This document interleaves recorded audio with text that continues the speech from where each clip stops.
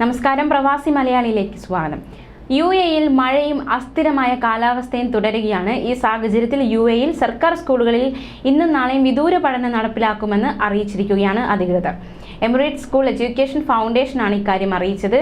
Ras al ഖൈമയിൽ നേരത്തെ തന്നെ എല്ലാ സ്കൂളുകളിലും വിദൂര പഠനം നടപ്പാക്കാൻ എമർജൻസി ക്രൈസിസ് ആൻഡ് ഡിസാസ്റ്റർ സംഘം തീരുമാനിച്ചിരുന്നു.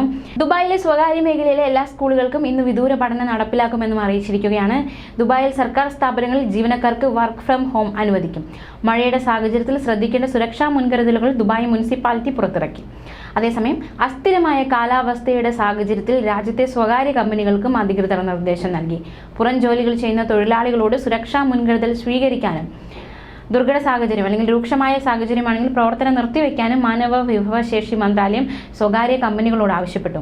ഷാർജയിൽ ചൊവ്വ ബുധൻ ദിവസങ്ങളിൽ എല്ലാ സ്വകാര്യ സ്കൂളുകളും ഉന്നത വിദ്യാഭ്യാസ സ്ഥാപനങ്ങളും വിദൂര പഠനം ഏർപ്പെടുത്താൻ അടിയന്തര ദുരിതാശ്വാസ ടീം നിർദ്ദേശം നൽകിയിരിക്കുകയാണ്.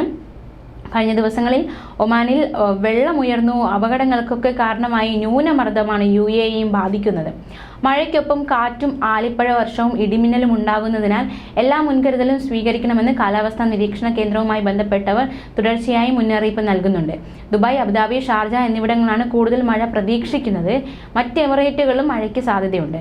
പ്രതികൂല കാലാവസ്ഥയെ നേരിടാൻ സജ്ജമാണെന്ന് ആഭ്യന്തര മന്ത്രാലയം പ്രസ്താവനയിലൂടെ വ്യക്തമാക്കി. അതേസമയം കഴിഞ്ഞ ദിവസങ്ങളിൽ ഒമാനിൽ നിന്ന് പുറത്തു വന്നത് പ്രവാസികളടക്കമുള്ള മലയാളികളെ ആശങ്കപ്പെടുത്തുന്ന ഒരു വാർത്തയായിരുന്നു. ഒമാനിൽ പെയ്ത കനത്ത മഴയിലും വെള്ളപ്പൊക്കത്തിലും മലയാളി ഉൾപ്പെടെ 12 പേർ മരിച്ചു. അടൂർ കഴമ്പനാട് സ്വദേശി സുനിൽ കുമാർ സദാനന്ദനാണ് മരിച്ച മലയാളി. സൗത്ത് ഷർക്കിയയിൽ മതിലിടിഞ്ഞു വീണാണ് സുനിൽ മരിച്ചത്. മരിച്ചവരിൽ 9 പേർ വിദ്യാർത്ഥികളും 2 പേർ സ്വദേശികളുമാണെന്ന് ഒമാൻ വാർത്താ ഏജൻസി റിപ്പോർട്ട് ചെയ്തു.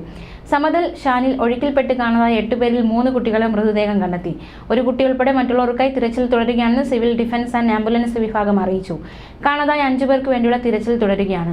നേരത്തെ അൽ മുദൈബിയിലെ വാദി അൽ ബത്തയിൽ ഒരു കുട്ടിയുടെ മൃതദേഹം കണ്ടെത്തിയിരുന്നു. പ്രദേശവാസികളായിരുന്നു കൊല്ലം സ്വദേശിയുടെ മൃതദേഹം കണ്ടെത്തിയതെന്ന് റോയൽ ഒമാൻ പോലീസ് ട്വിറ്ററിൽ അറിയിച്ചു. കനത്ത മഴയെ തുടർന്ന് ഒമാന്റെ വിവിധയിടങ്ങളിൽ രൂക്ഷമായ വെള്ളപ്പൊക്കമൊക്കെ നേരിട്ടിരുന്നു. വെള്ളപ്പൊക്കത്തെ തുടർന്ന് റോഡുകളിലും സബ്വേകളിലും സ്കൂളുകളിലും റെസിഡൻഷ്യൽ കൊമേഴ്സ്യൽ കെട്ടിടങ്ങളിലും ആളുകൾ കുടുങ്ങിക്കിടന്ന അവസ്ഥയൊക്കെ ഉണ്ടായിരുന്നു.